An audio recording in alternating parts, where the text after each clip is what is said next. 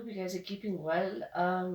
Before I start, I would just like to apologize that I was not able to take your class yesterday as I'm not in the best of my shape. I'll manage to teach you today and we'll continue tomorrow for the day that I lost yesterday. So I'm just trying to finish on page number 78, my encounter with Lord Lincoln, and we had, if you remember, we had left a bit of this chapter on the last page, on page number 80. So I'll just try to finish this because it's in the syllabus. The story is about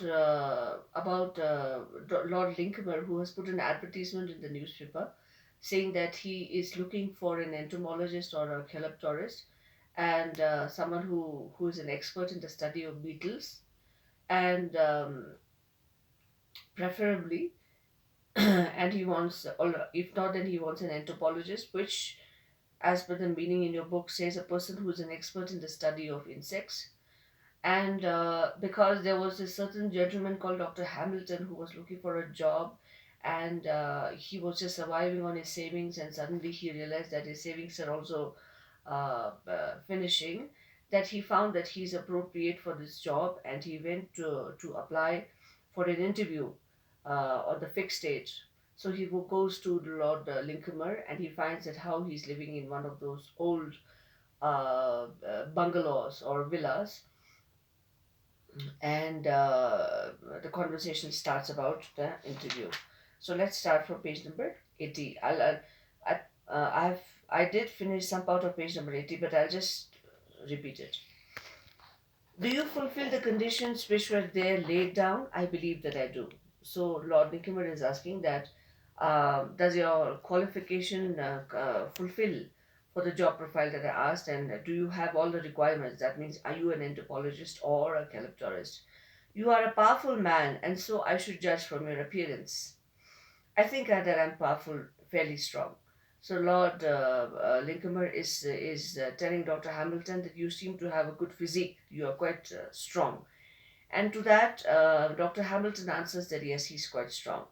And resolute, that means, are you ready for any kind of challenge, and are you convinced? Do you think that you can work hard to solve a problem?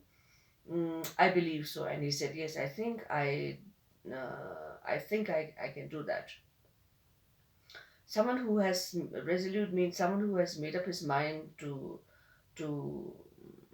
to do something, to finish a task. Have you ever known what it is to be exposed to imminent danger? No, sir. So imminent, again, you have all the meanings here. Lord Lincoln is trying to say that um, he's basically he's asking the question, asking a couple of a series of questions to Dr. Hamilton, and he's trying to say, do you understand what does it mean when you're talking about imminent danger, something which has a probability of where you are risking your life? No, sir, but you think you would be prompt and cool at such a time? So, and then again, he says, no, I don't think I know about dangers.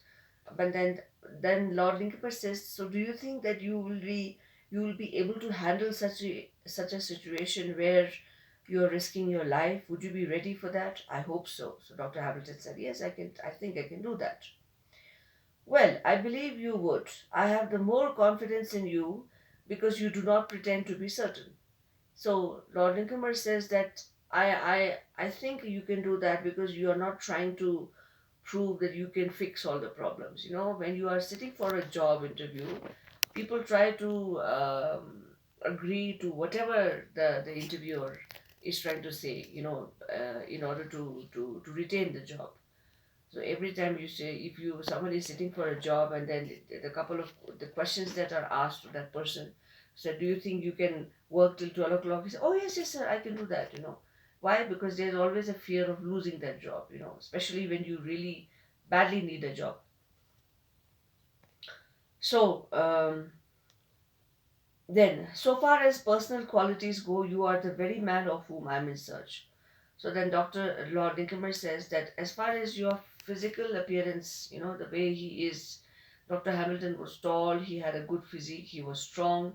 He said, I think you are suitable for the job because the way, you look like the person that I wanted to. I wanted a strong person. That being settled, we may pass on to the next point. He said, I think you have passed in the physical appearance part. So let's go to the qualification part, which is to talk to me about beetles. Beetles is an insect. He said, I want you to talk about beetles. I looked across to see if he was joking, but on the contrary, he was leaning eagerly forward across his desk. So he came and he bent towards his desk and he said, I want to know about beetles. And Dr. Hamilton thought that this Lord Lincoln, he's joking, which he was not. And there was an expression of something like anxiety in his eyes. And he could read from his eyes that there was some kind of anxiety, means some kind of mystery, some kind of worry in Lord Lincoln's eyes. He felt concerned, he was a little nervous. I'm afraid that you do not know about beetles, he cried. He said, Oh, I think you do not know anything about beetles.